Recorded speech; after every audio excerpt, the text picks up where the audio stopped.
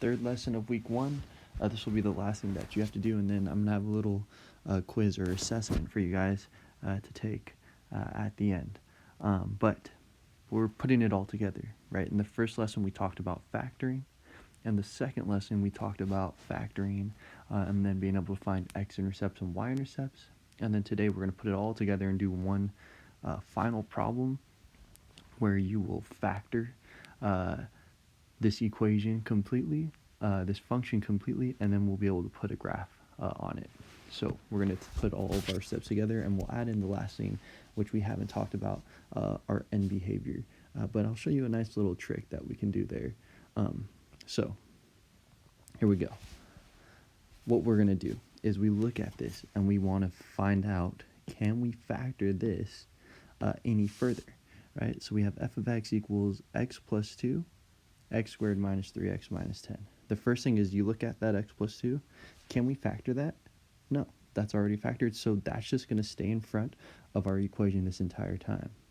The second thing we look at is this, x squared minus 3x minus 10.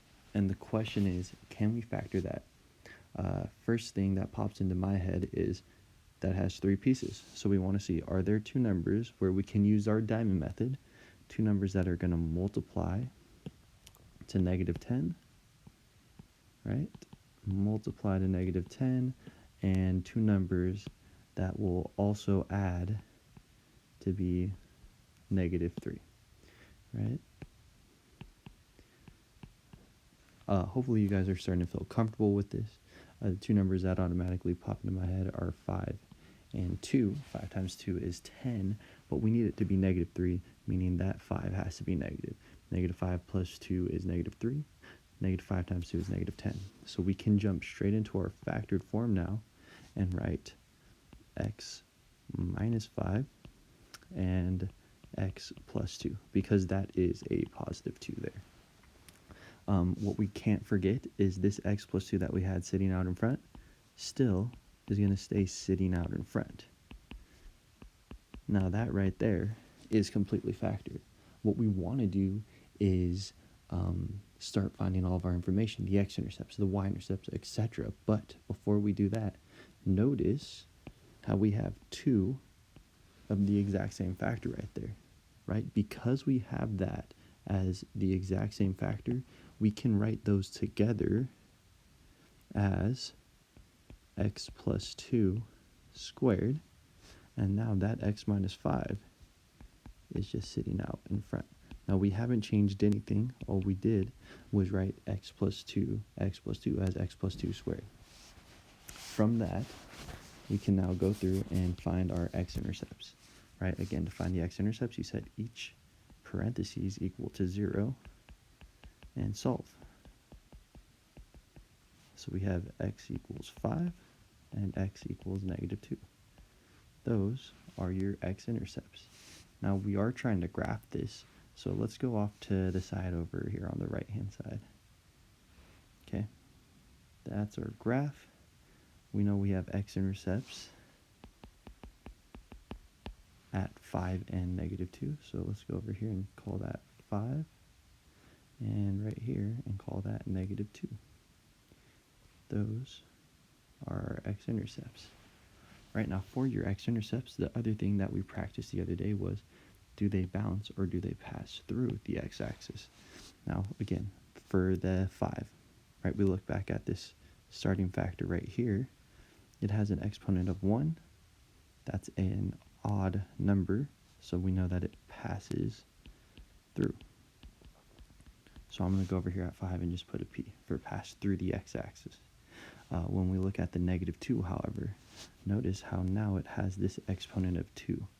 Anytime you see that exponent of 2, it's an even exponent. That means we're going to bounce off the x-axis there. So here I'm going to say B for bounce.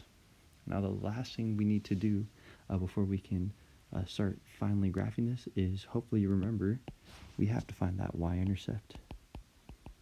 Again, to find the y-intercept, we're just going to replace x with 0 and solve.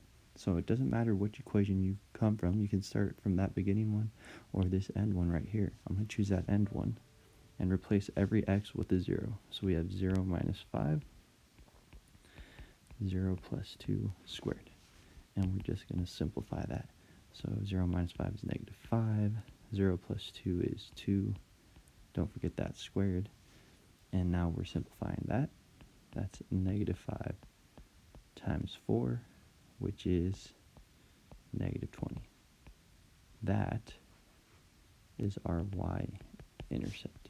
It's negative 20. So we need to go to our graph, and here I'll put that one in pink. Our y-intercept is down here. You don't have to make 19 lines. Just call that negative 20. We have our x-intercepts, we have our y-intercepts. Now the last thing we have to do is really just figure out how is this graph going to look, because again, there's several different ways this graph can look. The easiest way we can do that is just by looking at what's the end behavior. Now I'm going to take this equation that we have right here that we've done some work with and pull it out to the side. X minus 5, x plus 2 squared. Right, now if you don't remember how we did end behaviors, right, for our end behaviors, we're mostly focused on what's the exponents and what's our leading coefficient. Now the exponents, we called that our degree. When we're looking at our degree, again, we're looking at our exponents. We have a 2 here, and we have a 1 right there, which means our degree is 3, and that's odd, right, for our leading coefficient. We'll put leading coefficient.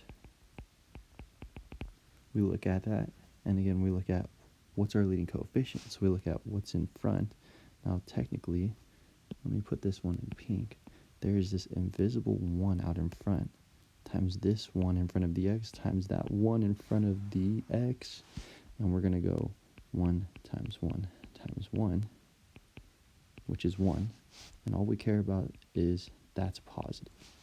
And right there, that tells us everything, right? Since our leading coefficient's positive, that means that the right side has to go up.